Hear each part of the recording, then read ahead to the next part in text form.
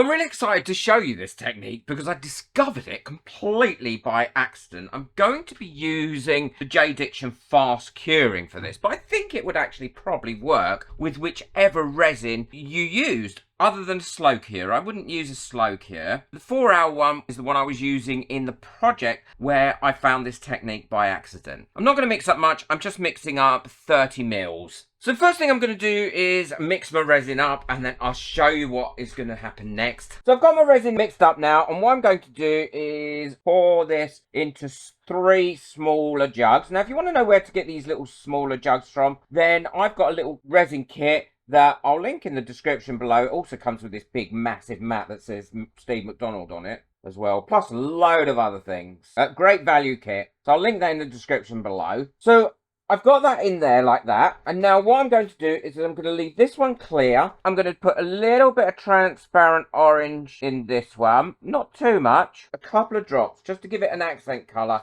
I'm also going to use a couple of drops of violet, actually probably 1 drop of violet, and 2 drops of the yellow. 4 drops of the yellow, I think, because that tends to be more of an intense colour. And then give them a mix up. I only want them to give it a hint of colour. There we go, that's a hint of colour on that one. And these are the Let's Resin transparent colours as well, love them. Let's Resin's colours are without a doubt the best on the market. All the other ones I've tried, they've never been as good, especially the alcohol inks. Let's have a look and see how dark. Yeah, that was enough in there, that one violet. Now what I'm going to do is I'm going to put all these to one side for about 10-15 minutes and then check them again because I want them to thicken up slightly. And that's why I'm using the 4-hour Demould resin, because it will thicken up quicker. I'm also working on a separate silicone mat that's got a glossy side to it. Not that it matters, but it allows me then to move that to one side and get on with what else I want to do. So these have been sitting long enough now, and what I'm going to do is pour these out onto my silicone mat, and I'm working on a shiny side silicone mat. Now they're all poured out, what I'm going to do is leave these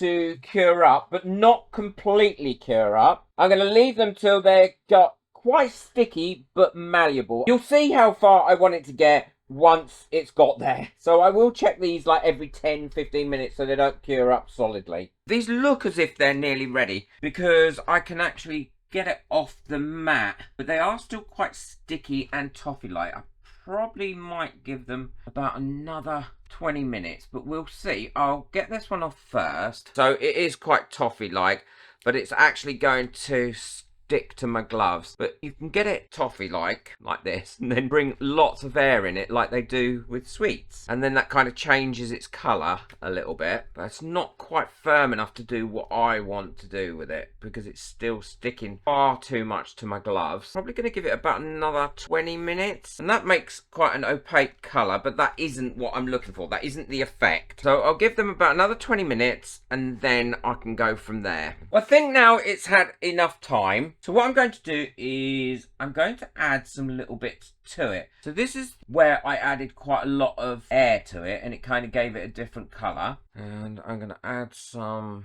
that to here. And now I'm also going to add these, they're glitter flakes. I'm going to add a few of those in. I'm not going to overload it, but I'm putting a bit of all the colours around. As I said, I found this by accident because what I did was I built some resin and it went all sticky, and I went to pick it up and trying to clean off some bits with it, and it just kind of happened. That's how I discovered this. So I'm hoping I can redo it again. Now I'm going to add a tiny bit of this white, very fine, ultra fine glitter, and then I've got some chameleon flakes which I'm also going to put on. I mean, you can put in it whatever you want to put in it if you're going to have a go at this. And then some normal glitter. Just a little bit of this. And I'm going to put a little bit of red in and then a tiny bit of black. And the black just gives it a really great contrast. It shows off all the other bits. Okay, and that's all I'm going to put in there. All I'm doing now is picking this up as it's, look, it's coming off the mat quite well, and folding it over on itself like that.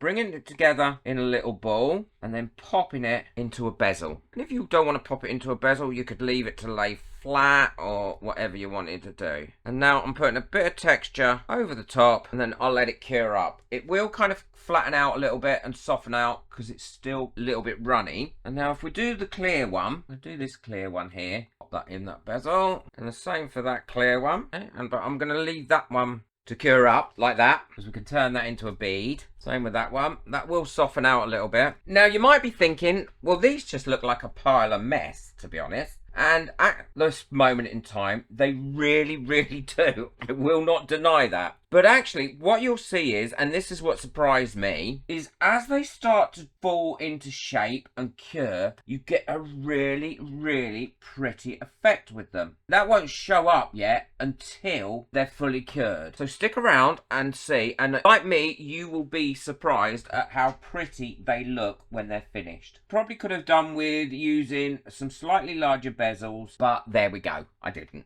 So now these are virtually cured. I can pick these up with my hands because they're not going to stick to my hands. And I can push these into the shape that I want them as beads. And they should stay into that shape. They're still not fully cured, so they may change shape a little bit, but not majorly. Now, you're going to be left with fingerprints on them because they are virtually cured. So the best way to get rid of those is just with your long neck lighter, go over them and smooth it off a little bit, and that will make it go shiny again. Be careful not to hold it on for too long. You don't want to burn it. So just enough to get rid of those fingerprints. And any leftover resin you can do this with. There we go. And we can just leave those now to cure up on this shiny mat. And then I'll show you what they look like finished. And honestly, you'll be really, really surprised. I know I've said that loads of times, but you will, because I was. Well, these have all cured now, and they've cured in the nice shape. And the great thing about this is a good way of being able to suspend stuff all the way through. Because we know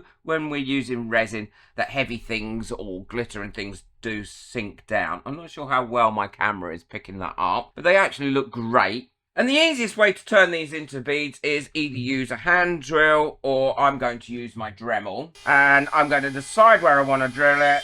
And there we go. That's turned into a bead. So is that one. I mean, it's probably best not to drill them over what you've already made here, because that way you're not going to get rid of all this dust everywhere. But there you go. I'll show you those in a minute. To clean those out, it's simple. All you need to do is take your little micro brushes, and you know I love these, use these for everything, and give them a little clean out. And now you've got some beads. You can make them in any colours as well. You don't have to stick to the colours that I've used, but it just works so well. I'm going to make quite a lot of beads like this, I think, and then go from there.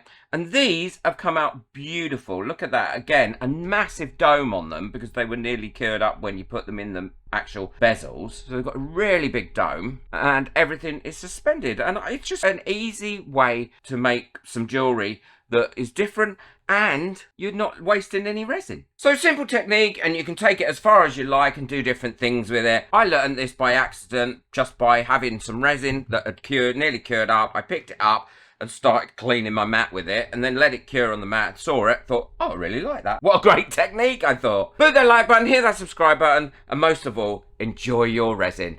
Bye.